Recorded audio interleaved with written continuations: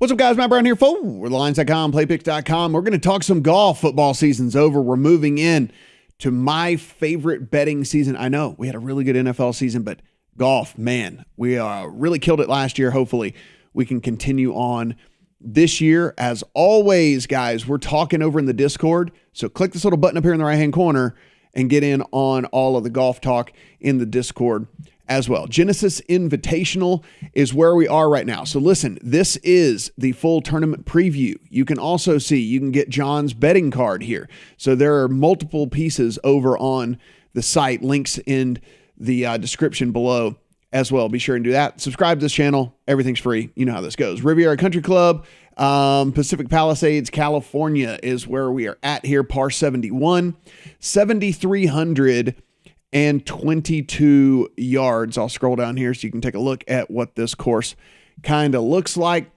120 golfers, 65 in ties make the cut. 35 of the top 50 in the world are here, including every single person in the top 10 in the world golf ranking. So just a really, really strong field here for this golf tournament over in LA. Median score here over the last 5 years has only been about 1 under par. So you can see par's a good score. Par is a good score. The cut line has been over par every single year for the last 10.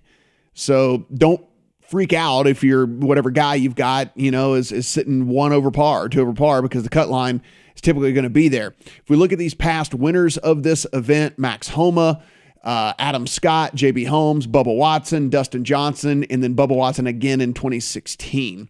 So Bubba's won a couple of times here. Narrow fairways on this course, ranked bottom 5 in driving accuracy on the tour. It is just a very, very tough course to hit the fairways. So listen, that being said, the rough is not all that penal. So you can still have guys, like, as long as they're not just spraying it, if they're not on the fairway, it's not going to be that big of a deal here. Firm, fast POA greens. So if that's something you want to look at here, lots of missed putts on this course. So there's going to be lots of missed putts. It's not going to be one of those deals where it's going to be a birdie fest at all. No water, but tons of bunkers. So the thing is, maybe some sand save stuff mixed in as far as to why you may like the golfer that you like this week. So be sure and take a look at that. So let's talk about 5 different plays here that are already in my account. Talk some outrights. Colin Morikawa, 18-1. I think you might be able to find a little bit better than that. If you look over here on the lines homepage, prop finder, click on the prop finder. You'll be able to go in, and then you can click any of the guys that you want to look at, so Morikawa in here. It's so awesome. Scroll down, you can see the Genesis. So yeah, there's a 20 available actually at Caesars. So better number than I was able to get. Look, he drives it great. Fantastic irons. It's been a little erratic with the putting lately, but I'm not really worried about that. Again, not a lot of putts going to be made on this course anyway, right? With the way these greens are. Lightning fast, POA greens, undulated, different levels, tiered greens, things like that. So I'm not really all that worried about that. People are going to look at his course history here, which isn't all that great. That being said, he is second in strokes gained tee to green in both of his starts at Riviera. So give me Colin Morikawa, maybe a little bit of out of sight, out of mind, because he hadn't been around a ton lately. So I will go ahead and take him in the outright market. Another guy that we're talking about kind of out of sight, out of mind is Rory Mcilroy. And if we look at Rory Mcilroy, we'll go down to the Genesis here. Look, you can find him at 22 to 1. I got 24 here in Vegas. We have a little bit of, we get a little bit of different odds than you guys get rest of country. 24 to 1. Look, he could have won in Dubai a couple of weeks ago. He made a poor decision, tried to get to a par 5 and 2. It was like a 268 yard 3-wood, but it had mud all over the ball. He couldn't quite get it there, went in the water. Thanks for showing up, right? So didn't get the win there at all. Look, he'd be much higher up in my model if we're looking at kind of how, I weighted things this week. You can see, like, I really good drive, strokes gained approach around the green and scrambling. I doubled up here because, again, you're just not going to hit very many greens here. So you're going to need to be able to be good around the greens.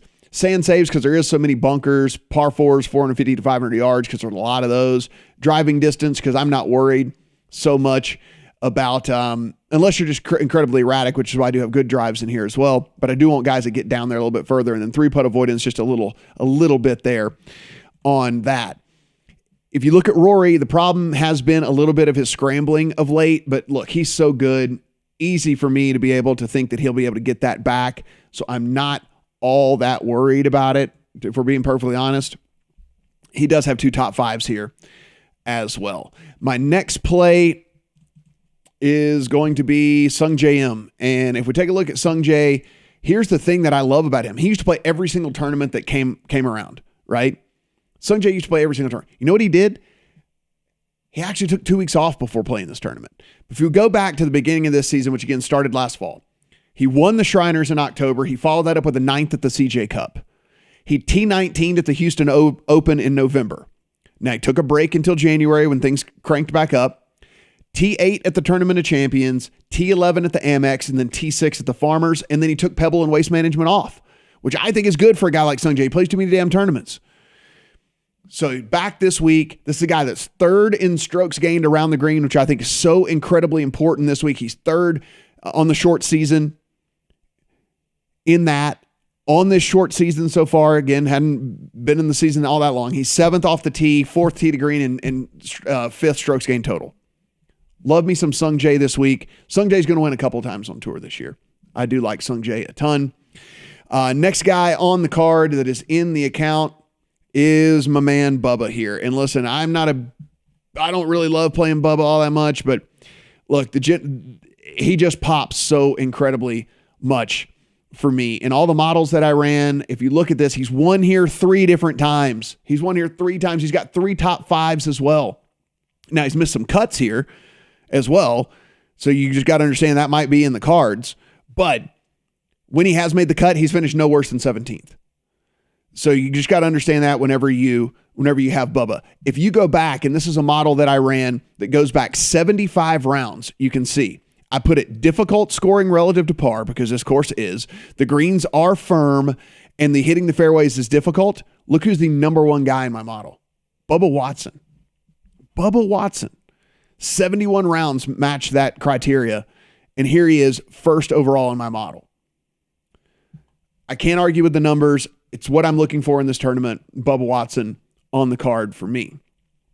Another guy in the card for me this week, Thomas Pieters, is a guy that, again, you might not be incredibly familiar with. He hasn't played a ton in the States here lately. You can see you can get all the way at 70-1 on him. But if you do look at what he's done, he has won 2 of his last 5 starts. He has made 10 of his last 11 cuts. He's an awesome ball striker, which is something we're looking at here. He's been putting a little bit better as of late. He does have a 2nd place finish in this tournament, though it was back in 2017. But he does have some success here on this course as well. If you look at Thomas Pieters, I think his number is just too long. Another guy that was just popping in these models of mine that, where if you kind of look at where some of these guys are popping up and where they excel, right?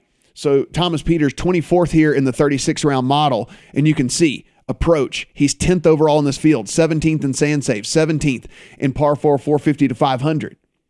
Really the reason he's not higher than 24th, you can see way down in 3-putt avoidance, whatever. It's not that big of a deal to me. But he's middle of the pack everywhere else, so really do like me some Thomas Pieters. I think that those numbers are just too long for him this week. And then finally on the outright card, how about a little bit of Luke List? We hit him 3 weeks ago. Let's go back and let's try to get this done again on Luke List. Little bonus play here. Said I was going to do 5. How about 6?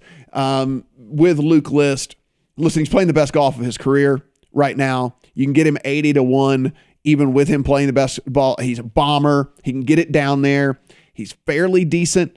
And look, here's the other thing. How about you love something as much as my models love Luke List? See right here, last 50 rounds, he's 8th overall in my model. You go to 36 rounds, he's 4th overall in the model. You go to 24 rounds, where is he? He's 3rd overall. The last 24 rounds, 10th in good drives in this field, 13th in strokes gained approach, 6th around the green, 3rd in driving distance.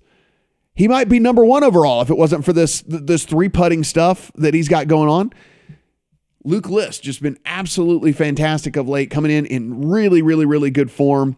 And he got that win under his belt as well, which I think can kind of crack the code there for him. Some kind of bonus plays here, guys, as well as we'll click back over here so you can take a look at kind of how this course breaks down and all that. Top 20 plays, Matthew Fitzpatrick and Sung J M. Top 30 play, Joaquin Neiman.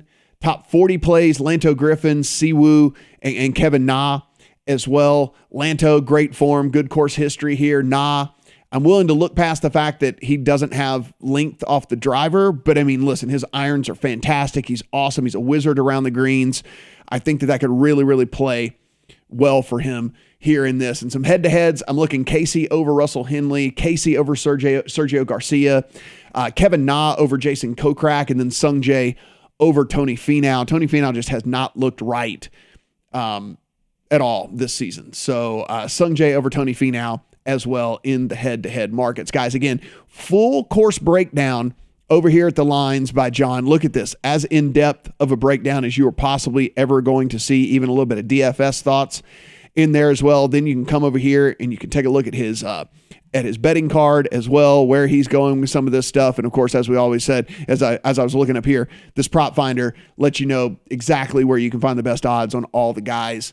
And of course, you can sign up for all of these bonuses and things at these sports books as well. Sign up the Discord, get in the channel, come talk some golf with us, come talk some college basketball, come talk, some UFC. We're going to do all that stuff over in the Discord. As always, subscribing is absolutely free. All the content we do is absolutely free. So hit that subscribe button and then let us know in the comment section who you playing this week, who is going to win over at the Genesis Invitational. Good luck on all your bets here this week at the Genesis.